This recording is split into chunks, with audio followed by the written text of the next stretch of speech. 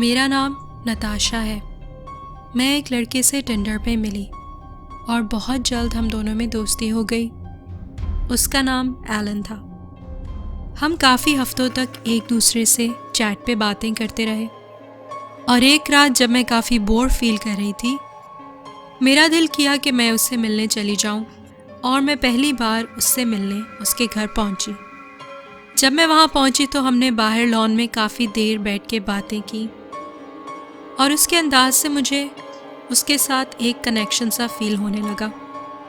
मैंने उसके साथ अपनी हेल्थ प्रॉब्लम्स शेयर की और बताया कि मुझे एज़मा है। उसने भी मुझे अपनी बड़ी बहन के बारे में बताया जिसकी डेथ रिसेंटली सिवियर एज़मा की वजह से हुई थी। मैंने जब उसकी बहन का सुना तो मेरी क्यूरियोसिटी बढ़ गई और मैं उससे उसकी बहन के बारे में कुछ और बातें पूछना चाहती थी, पर इसलिए कुछ और नहीं पूछा क्योंकि शायद वो अनकंफर्टेबल हो जाए। खैर, वो मुझे घर के अंदर ले गया।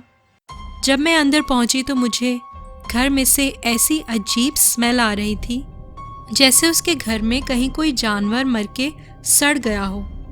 उस वक्त तक मैं काफ़ी ड्रंक हो चुकी थी तो मैंने उसे इग्नोर कर दिया क्योंकि कभी कभार ऐसा हो जाता है कि घर की बेसमेंट में या दीवारों के अंदर कोई जानवर मर के सड़ जाए और आप उसका कुछ कर भी नहीं सकते। पर उसके घर का हाल भी कुछ अच्छा नहीं था। किसी कबाड़ खाने से कम नहीं लग रहा था उसका घर। खैर, फिर वो मुझे अपने कमरे में ले आया जिसका हाल बाकी घर से थोड़ा बेहतर था, मगर मैं इतना ड्रंक थी कि बिस्तर पे लेटते ही मेरी आंख लग गई। सुबह 10 बजे के करीब मेरी आंख खुली और मैं काफ़ी फ्रेश फील कर रही थी, तो मैं ऐसे ही उठ के उसके कमरे का जायज़ा लेने लगी और मैंने नोट किया कि उसकी अलमारी में सिर्फ किसी लड़की के ही कपड़े टंगे हुए थे। मैंने सोचा कि कहीं ऐसा तो नहीं कि ये मेरे साथ अपनी गर्लफ्रेंड या बीवी को चीट कर रहा हो। फिर मेरी नज़र उसकी साइड टेबल पे रखे हुए एक मोटे से ब्लैक फोल्डर पे पड़ी। जब वो सो के उठा तो मैंने मुस्कुराते हुए उससे पूछा कि इस फोल्डर में क्या है। तो उसने बताया कि ये गोल्डन गर्ल शो की सारी एपिसोड्स के प्रिंटेड स्क्रिप्ट्स हैं जो वो ऑफिस में फारिग वक्त में पढ़ता है। इस शो के अलावा वो और कोई शो नहीं देखता और ये कि गोल्डन गर्ल्स उसकी सिस्टर का फेवरेट शो था। ये शो वो दोनों साथ मिलके देखते थे। फिर मैंने उससे पूछा कि वो जॉब कहाँ करता है। ये सवाल मुझे उससे बहुत पहले ही पूछ लेना चाहिए था और उसने मेरे उस सवाल का जवाब ठीक से दिया भी नहीं और कुछ और बात करने लगा। फिर मेरी नज़र उस तकिए पे पड़ी जिस पे सर रख के मैं रात भर सुकून से सोती रही। उस पे कोई पिलो केस ही नहीं था और उस तकिए के ऊपर खून के धब्बे लगे हुए थे, पुराने सूखे हुए खून के धब्बे। ऐसा लग रहा था कि वो खून वाली खांसी के धब्बे थे।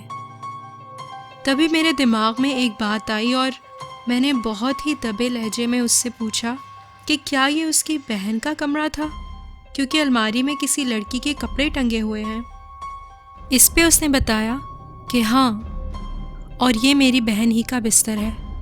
मैंने उसके मरने के बाद अभी तक उसके बिस्तर की चादर तक नहीं बदली। सब कुछ वैसा ही है। उसके बिस्तर पे सो के मुझे उसके करीब होने का एहसास होता है। ये वही तकिया है जिस पे उसने अपनी आखिरी सांसें लेते हुए दम तोड़ा। तुम्हारा चेहरा मुझे उसकी बहुत याद दिलाता है। I really, really like you. उस वक्त मुझे उसके हाल पे काफ़ी तरस आया। मुझे अंदाज़ा नहीं था कि वो अपनी बहन से इतना क्लोज था। ऐसा लग रहा था कि वो अंदर ही अंदर बहुत तकलीफ से गुजर रहा है और उसे किसी की हेल्प की या साइकाइट्रिस्ट की ज़रूरत है।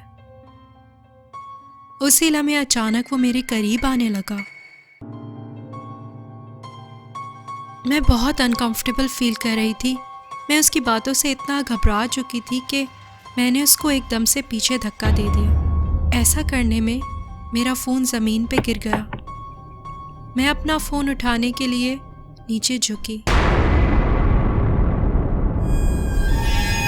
बिस्तर के नीचे उसकी बहन की लाश थी और उसकी आंखें ऐसा जैसे मुझे ही घूर रही हों। मैं ज़ोर से चिल्लाना चाहती थी पर मैं खामोश रही। पता नहीं कैसे मैंने अपने खौफ को अपने अंदर छुपाया और ऐसे जाहिर किया जैसे सब नॉर्मल है। मैंने जल्दी से बैग से अपना इनहेलर निकाला। एलन मुझे घूरे जा रहा था और मुझे इनहेलर यूज़ करता देखते हुए उसके चेहरे पे एक अजीब सी मुस्कुराहट आ गई थी। वो मुझसे कहने लगा कि उसकी बहन भी ऐसे ही इनहेलर यूज़ करती थी जब उसे एस्मा का दौरा पड़ता था। मेरा जहन तो बस उस वक्त उस सिचुएशन से निकलने के तरीके सोच रहा था। मैंने उससे कहा कि मुझे प्यास लगी है, प्लीज़ मुझे पानी ला दो। उसने कहा ठीक है और किचन में मेरे लिए पानी लेने चला गया। जैसे ही वो किचन में गया, मैंने अपना बैग उठाया और वहाँ से भागी।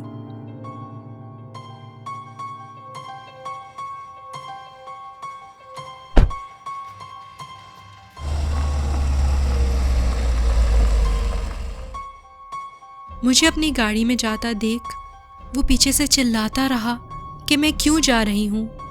मैं तो बस इस बात पे खुश थी कि मैं किसी बहुत बड़ी मुसीबत से बच गई।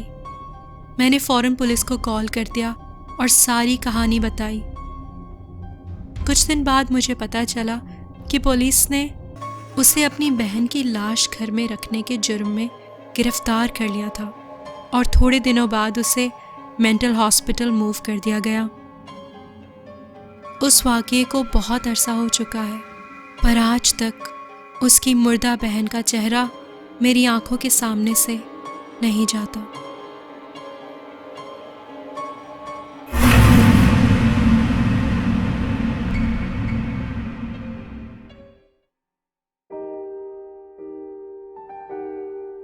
Hi guys, thanks for watching. I hope ये स्टोरी आपको पसंद आई होगी और आप सब टिंडर ऐप से दूर रहेंगे। काफ़ी बार लोग ऐसी ऐप्स यूज़ करने की वजह से बहुत बड़ी मुसीबत में पड़ जाते हैं। Be safe and keep supporting my channel. मैं आपसे मिलती हूँ एक और बहुत ही स्केरी स्टोरी के साथ। Until then, bye!